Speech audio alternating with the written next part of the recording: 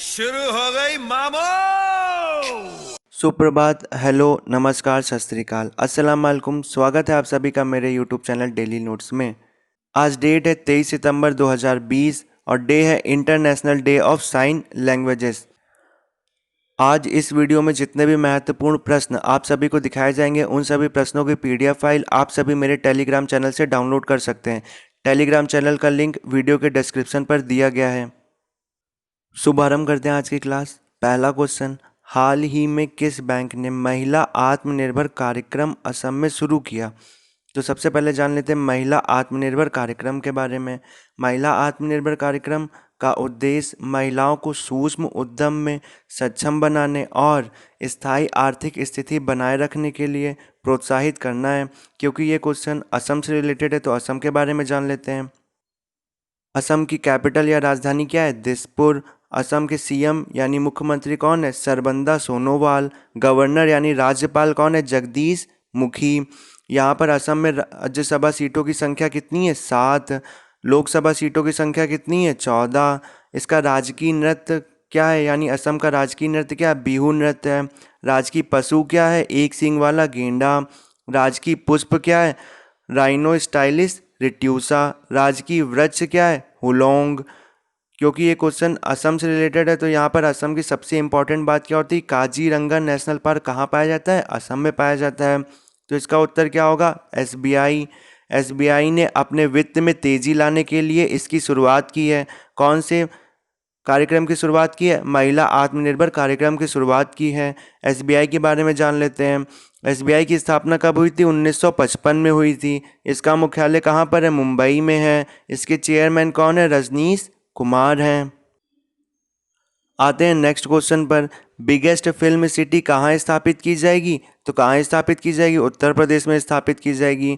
मुख्यमंत्री योगी आदित्यनाथ ने गौतम बुद्ध नगर में ग्रेटर नोएडा यमुना एक्सप्रेसवे के आसपास भारत के सबसे बड़े और प्रभावशाली फिल्म शहर की स्थापना करने की मंजूरी दे दी है। तो अब उत्तर प्रदेश से रिलेटेड क्वेश्चन है तो उत्तर प्रदेश के बारे में जान लेते हैं।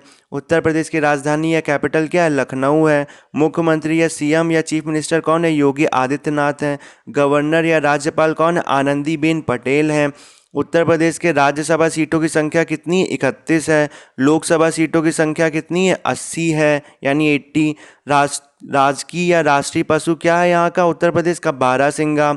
राजकीय या राष्ट्रीय पक्षी क्या है? सारस। राजकीय या राष्ट्रीय फूल क्या है? पलाश। राजकीय या राष्ट्रीय पेड़ क्या है? अशोक। आते हैं नेक्स्ट क्वेश्चन पर। हाल ही में आईएमएफ के कार्यकारी निदेशक के सलाहकार कौन बने? तो कौन बने? सीमांचल दास जी बने। ये सीमांचल दास जी अगले 3 वर्षों के लिए आईएमएफ के कार्यकारी निदेशक के सलाहकार होंगे। अब हम लोग जान लेते हैं ये आईएमएफ के बारे में। आईएमएफ का फुल फॉर्म क्या होता है? इंटरनेशनल मॉनेटरी फंड होता है, यानी अंतर्राष्ट्रीय मुद्रा कोष। इसकी स्थापना कब हुई थी? 1945 में हुई थी। इसका मुख्यालय कहाँ है? वाशिंगटन डीसी यानी यूएसए यानी अमेरिका में है। चेयरमैन कौन है इसके? क्रिस्टलिना जॉर्जिवा है। आते हैं नेक्स्ट क्वेश्चन पर। हाल ही में आईजी नोबल पुरस्कार 2020 के लिए किसे चुना गया है? तो किसे चुना गया है? माननीय प्रधानमंत्री नरेंद्र मोदी जी को चुना गया है। प्रधानमंत्री नरेंद्र मोदी जी को चिकित्सा शिक्षा के लिए वर्ष 2020 के आईजी नोबल पुरस्कार के लिए चुना गया है। कोविड-19 महामारी में दुनिया को सीख देने की वैज्ञानिकों के अलावा राजनेता भी लोगों की जान बचाने में अहम भूमिका निभा सकते हैं। इससे पहले यह पुरस्कार 1998 में अटल बिहारी वाजपेयी जी को मिला था। आते हैं नेक्स्ट क्वेश्चन पर। हाल ही में किस पर्वतारोही का निधन हो गया है? तो किस पर्वतारोही का निधन हो गया? आंग रीता शेरपा जी का निधन हो गया है। नेपाल के थे ये। नेपाल के आंग रीता शेरपा जी माउंट एवरेस्ट पर 10 बार चढ़ने वाले पहले व्यक्ति हैं। उन्होंने 1983 यानी 1983 से 1996 के बीच दुनिया के सबसे ऊंचे पर्वत को बिना ऑक्सीजन सिलेंडर के कई बार फतेह किया है। इन्हें स्नो लेपर्ड यानी सफ़ेद तेंदुआ के नाम से भी जाना जाता है। क्योंकि ये क्वेश्चन नेपाल से रिलेटेड है तो नेपाल के बारे में जान लेते हैं।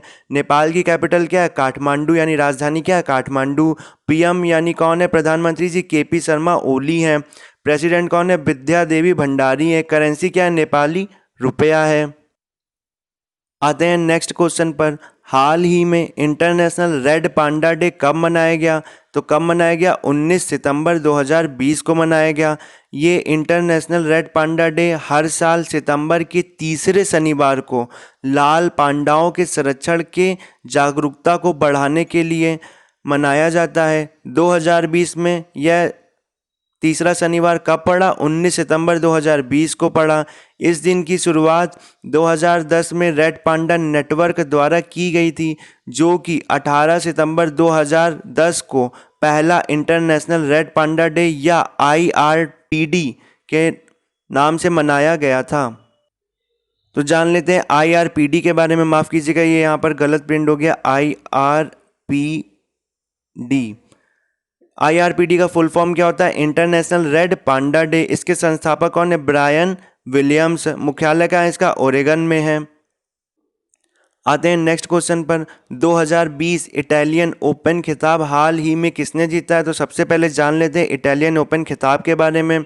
ये टेनिस टूर्नामेंट से रिलेटेड एक खिताब है। तो ये किसने जीता है? नोवाक जोकोविच ने जीता है। नोवाक जोकोविच ने अर्जेंटीना के डिएगो श्वार्ट्जमैन को 7-6 और 5-3 से हराकर 2020 मेंस सिंगल इटालियन ओपन खिताब जीतकर अपने कैरियर का 5वां रोम खिताब अपने नाम किया है।